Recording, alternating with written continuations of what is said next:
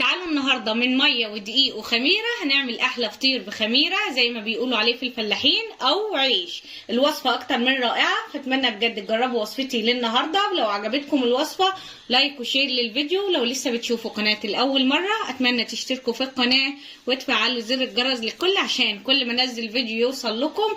فتعالوا نسمي بسم الله ونصلي على رسول الله عليه افضل الصلاه والسلام ونبدا في الوصفه بتاعتنا. نعمل الوصفه بتاعتنا. عندي هنا 8 كوبايات من الدقيق، هنزل عليهم بمعلقه كبيره من السكر، نص معلقه صغيره من الملح، والملح بركه العجين، وهنبدا ننزل عليهم بكيس من الخميره الفوريه. دلوقتي هنبدا نقلب المكونات مع بعضيها.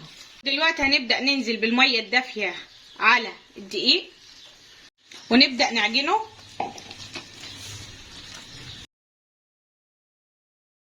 ونرجع ننزل كمان بميه ونبدأ نعجن.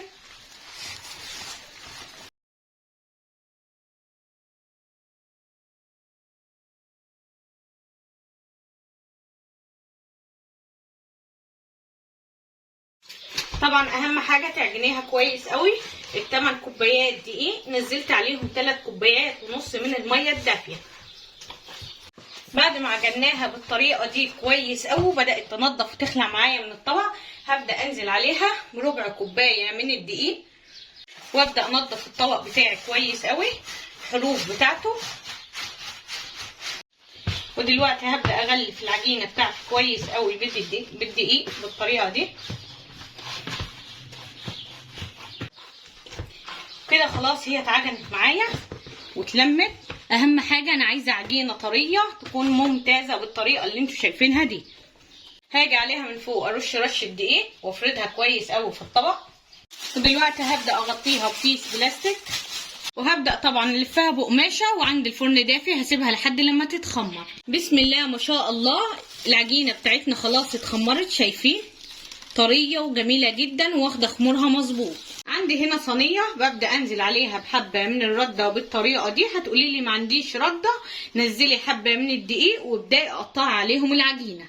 نبدا بقى. بسم الله ما شاء الله، بسم الله الله اكبر، العجينه ممتازه.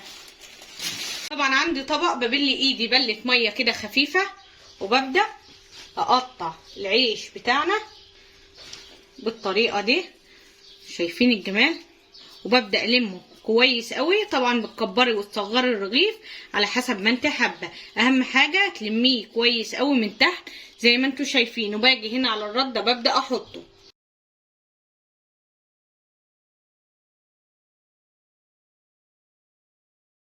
يبقى قطعنا الصينيه الاولانيه على رده زي ما شفتوا، والصينيه الثانيه هنبدا نقطعها على دقيق بالطريقه دي زي ما قلت لكم. ايدي بلاها بله ميه، ببدا الم الرغيف كويس قوي من تحت واقفله، بشيل الزياده وابدا احطه كده على الدقيق. دلوقتي طبعا هغطي عليهم كده بقماشه واسيبهم لحد لما يتخمروا. بسم الله ما شاء الله، شايفين هو ارتاح، شايفين الجمال واتخمر معايا تاني. هنبدا دلوقتي نفرده. باجي هنا على الرخامه برش رشه رده وبرش عليه من فوق رشه دقيق وابدا بالطريقه دي ابططه. حابه تعمليه بقى مدور، حابه تعمليه مطول، زي ما انت حابه. بسم الله الرحمن الرحيم.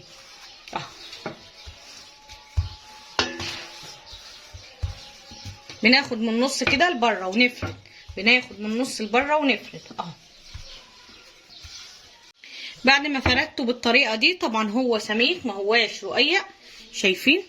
بنيجي هنا دلوقتي على قماشه ونبدا نحط الرغيف بتاعنا على وشه ونسيبه يتخمر. طبعا احنا بنحطه على وشه وببدا اغطي عليه، بكمل الصينيه وببدا اغطي عليه واحط كمان تاني فوقيه، وبعد كده بنشغل الفرن ونبدا نسويه.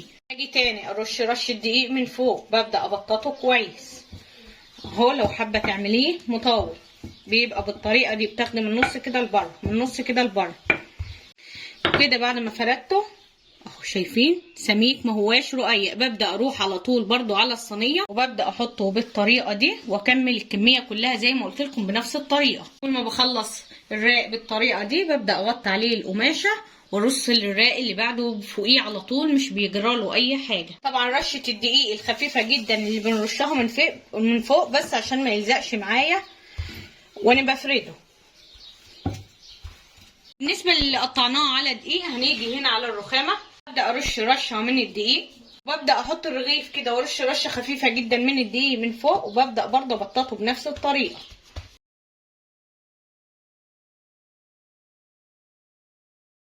بعد ما بفرده بالطريقه دي ببدا برضه بنفس الطريقه احطه على وشه واسيب الارضيه بتاعته لفوق. طبعا زي ما انتم شايفين انا عملتهم على صينيتين، اللي فردناهم على رده حطيتهم في صينيه لوحديهم، واللي فردناهم على دقيق برضو حطيتهم في صينيه لوحديهم. دلوقتي طبعا غطيت عليهم وشغلت الفرن على اعلى درجه حراره. بعد ما خلصتهم فرد شغلت الفرن على اعلى درجه حراره عشان تسخن جامد قوي، على بال ما تسخن يكونوا هم ارتفعوا معايا شويه. طبعا الفرن سخن على اعلى درجه حراره من فوق ومن تحت، والصينيه عندي سخنه جدا. ببدا واحده واحده اشيل الرغيف وابدا احطه في الصينيه. لو شلتيه وضيعت خموره هتبص تلاقي معاكي مقبش. بسم الله ما شاء الله، شايفين بقلبه ازاي؟ دلوقتي هروح بسرعه على الفرن وادخله على الارضيه شغال عليه من فوق ومن تحت على اعلى درجه حراره. اول ما العيش يبدا يقب معاكي بالطريقه دي على طول تشيليه وتروحي رافعاه على الرف الوسطاني.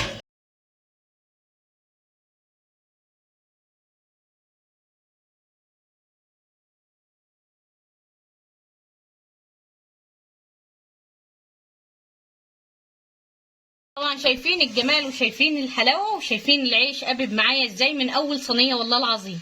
وده شكل العيش معايا، شايفين الجمال من فوق ومن تحت. لما بطلعه بغطي عليه بقماشه، وفي نفس الصينيه ابدا ارص باقي العيش.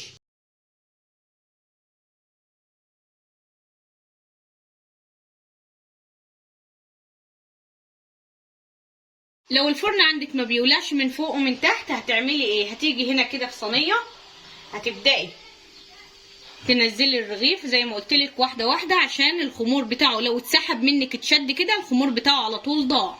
ببدا احطه على نار عاليه وهدي النار عليه وسط، واسيبه لحد لما يبدا يتشمع من تحت ويبدا ينتفخ معايا. شايفين الجمال؟ اول ما يبدا ينتفخ معاكي على طول بالطريقه دي تروحي على طول شايلاه وحطاه على الرف الوسطاني تحت الشوايه على طول. زي ما انتم شايفين الرغيف معايا اتنفخ بالطريقه اللي انتم شايفينها. هفضل سايباه برده تحت الشوايه على اعلى درجه حراره. ودي اخر صينيتين من اللي فردناهم بالرده. شايفين الجمال؟ ولسه كمان هنسوي اللي فردناه على دقيق. بجد الوصفه اكتر من رائعه. تعالوا شوفوا العيش وشوفوا الجمال، كله مستوي بنفس الطريقه وكله منتفخ معايا بالطريقه اللي انتوا شايفينها دي. وده طبعا بصوا اللي احنا فردناه على دقيق جميل جدا. وكده عملنا اكبر كميه من فطير بخميره او العيش، هو بنفس طريقه العيش اللي احنا بنشتريه من بره، العيش البلدي جميل جدا. بصوا بصوا الجمال، بصوا الوصفه بتاعتنا من جوه عامله ازاي. والله العظيم حاجه تشهي النفس على الاكل، حاجه في منتهى الجمال والحلاوه والله العظيم. وقلبه من جوه بصوا، وطري جدا وطريقته سهله جدا. شايفين التسويه من فوق ومن تحت، حاجه تشهي النفس على الاكل. وطبعا برضو اللي سويناه فردناه على دقيق سويناه بنفس الطريقه. بصوا بصوا قابب ازاي من جوه. بصوا الوصفه والله العظيم اكتر من رائعه، جميله جدا وخفيفه جدا، ما خدتش وقت، اسهل بكتير من الطرق التانية، ولا تريح العيش ولا تتعبي نفسك خالص. العجينه دي مظبوطه جدا، مقاديرها مظبوطه جدا. عملناها بدقيق نمره 1 او دقيق استرالي، عجينته ممتازه ومعيار الميه بتاعه مظبوط. فهم في الفلاحين هنا بيسموه فطير بخميره. اما هو عباره عن عيش، بس هو بيبقى سميك شويه زي ما شفتوا كده، او ممكن تسميه برضو عيش بلدي او عيش فلاحي، لانه بيتعمل في الفلاحين وطريقته جميله وخفيف جدا. بجد الوصفه اكتر من رائعه، فاتمنى بجد تجربوها. عجبتكم الوصفه لايك وشير للفيديو. كل وصفات المعجنات اللي نزلتها لكم كلها وصفات ناجحه جدا، مقاديرها مظبوطه جدا وكلها جديده.